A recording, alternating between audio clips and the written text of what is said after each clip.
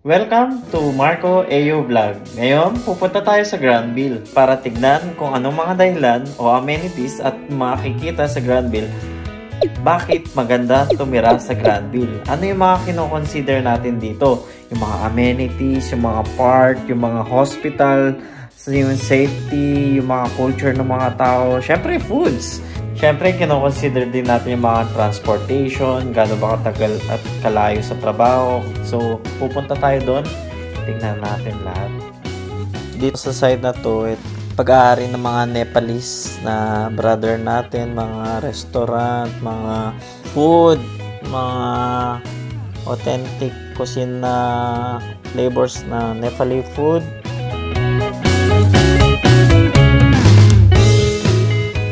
Meron din yung mga sari-sari store na tinatawag natin sa Pilipinas. Yan, nagtitinda sila ng mga prutas.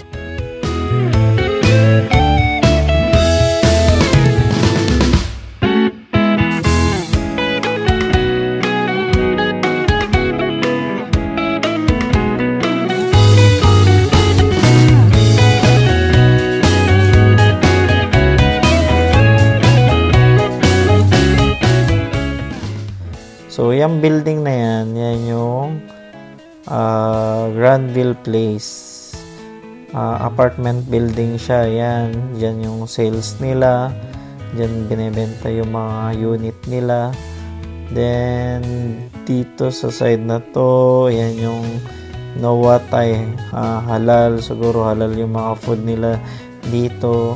Yan naman yung bake house. Sarado pa. Yan, sarado pa. Then, yan yung burger shop. So, yan, masarap dyan.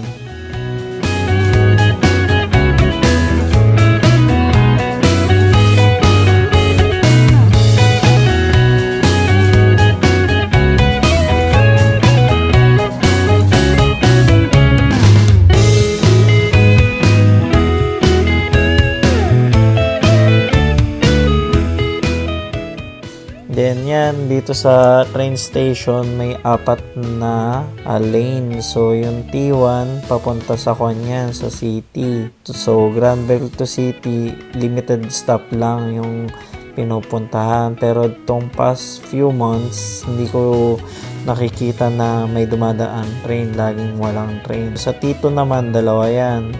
Mula Granville hanggang sa City Circle. And then, yung pabalik naman from City to Parmata. So, dumadaan din ng Granville. Yung isa na naman, yun yung from City to Lepington. So, yan yung mga kino-consider natin. Kasi, baka lumipat ka dito, tapos wala palang masasakyan. Dapat, alam mo kung ano yung mga dinadaanan ng train dito. Yan yung number 1 na kino-consider natin.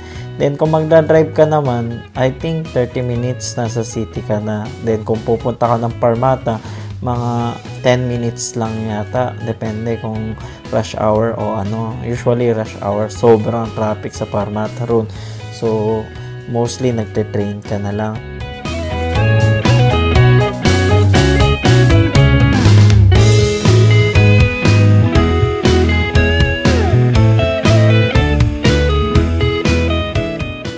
Then, ito naman yung Eljana, yung dati kong trabaho. The best yan. The best chicken.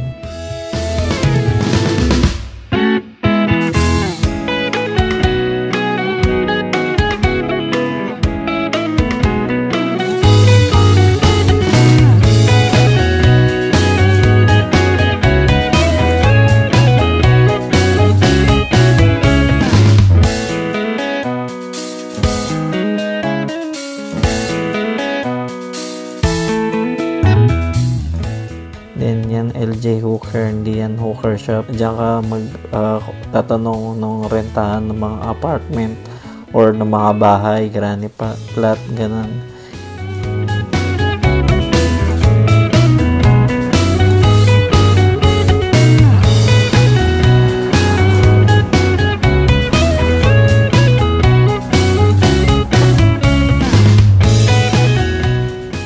Ayun, Kasalo, Pilipino siya. Pumili tayo kanina ng juice.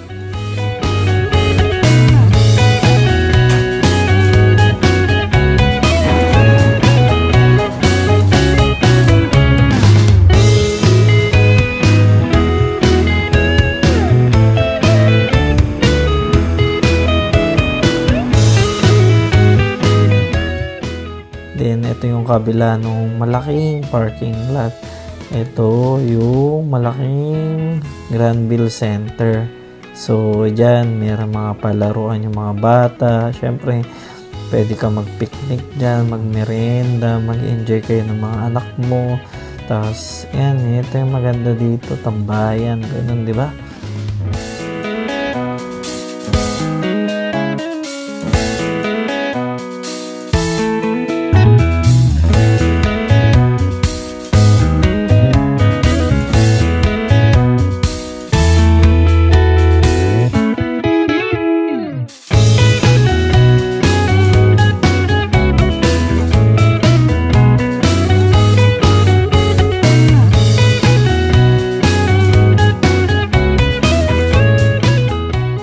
Diyan na nagtatapos ang video ni Marco AU Vlog. So sa ulitin, salamat sa panonood at sa muli, thank you.